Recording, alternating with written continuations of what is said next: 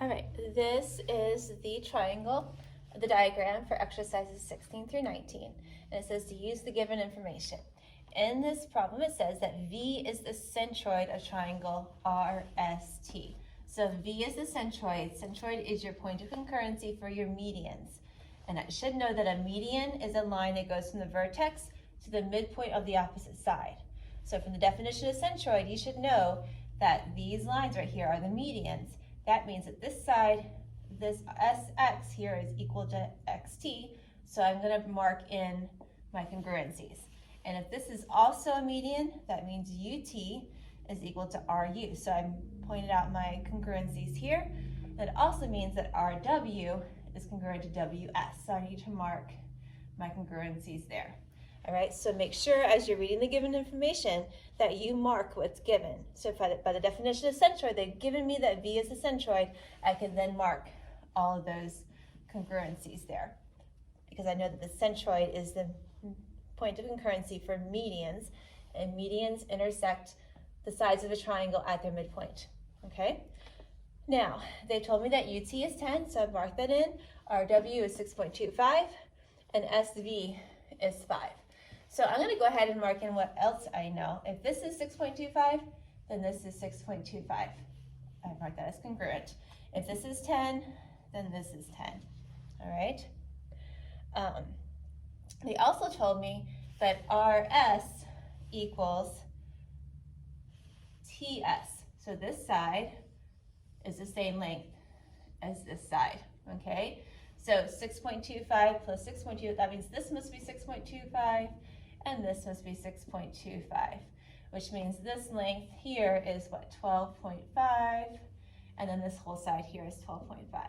So again, I can mark all that in based on what I was given just in my directions, all right? Now number 16 says to find ST, all right? So it looks like I've probably already done that.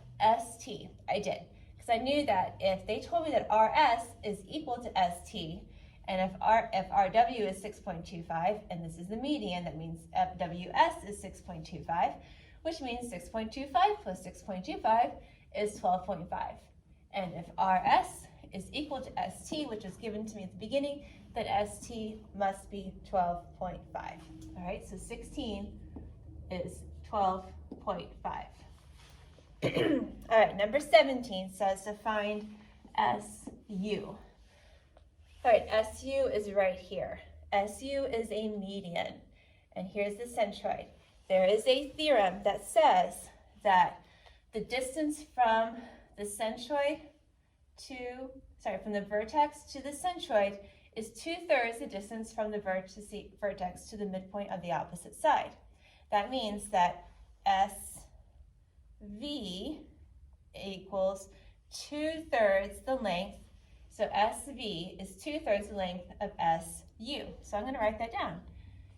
SV equals 2/3 SU. All right, hopefully you can see that here. I'm going to angle it up a little bit so you can see a little better. All right, so SV equals 2/3 SU. That is from a theorem that you should have written down in your sketchbook. Now, I know what SV is. SV is 5.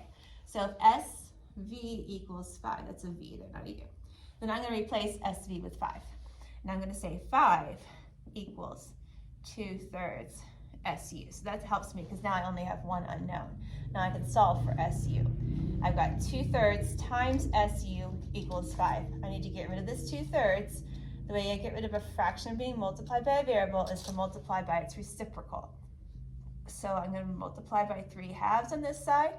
And remember what I do to this side, I must also do to the other side of the equation. All right. I'm just going to put 5 over 1 there because it helps me see that I'm multiplying it. Those two cancel out, right? Because 3 goes to 1, 2, 1. All right, those cancel out. So I'm left with SU. You guys should hopefully know that by now. So I'm just going to multiply across. 5 times 3 is 15. And of course, 2 times 1 is 2.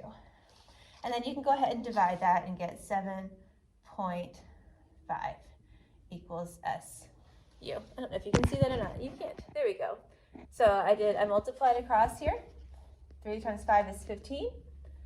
2 times 1 is 2. So I get 15 over 2, and then I went ahead and divided 15 by 2 and got 7.5 equals SU, all right? So that is the answer to number 17. SU equals 7.5. So I'm gonna go ahead and mark, well, it's really hard to mark that in here because I've got so many lines, but I know that that entire distance is 7.5, all right? Now, the next part, number 18, says to find UV. That's this little distance here. So if I know, I'm going to erase this part now here, since I already did this work. If I know, according to my segment addition postulate, I know that SU, that's a U, not a V, SU equals SV plus VU. SV plus VU. Okay, that's my segment addition postulate. It says that the whole segment equals this part of the segment plus this part of the segment. So now I'm going to fill in what I know, all right? I know that SU, we just found out in number 17, is 7.5. Okay, SV I know is 5, and VU is what I'm trying to find out. Okay, so now I've just plugged in SU is 7.5. We figured that out in number 17. SV we were given that was 5. So now I just have to figure out VU. And since I only have one unknown, now I can solve. So I'm going to get that VU by itself. So I want to subtract 5 from both sides. And that cancels out. And 7.5 minus 5, make sure you line those decimal points up. You should get 2.5 equals VU. Okay, so that's my answer to number 18. VU equals 2.5. All right. Now it says to find the perimeter of triangle RST. All right, so I know that RS is 12.5, and my perimeter is my distance around. So I'm going to do 12.5 plus this side also is 12.5 because I was told that it was the same as the other side. And then RT is going to be 10 plus 10, which is 20. And again, make sure your decimals are lined up there when you do your addition. All right, 5 plus 5 is 10. I'm going to put my decimal point right here. Carry the 1, 5, and then should be 45. All right, so your answer to number 19, the perimeter is 45 units long. Okay?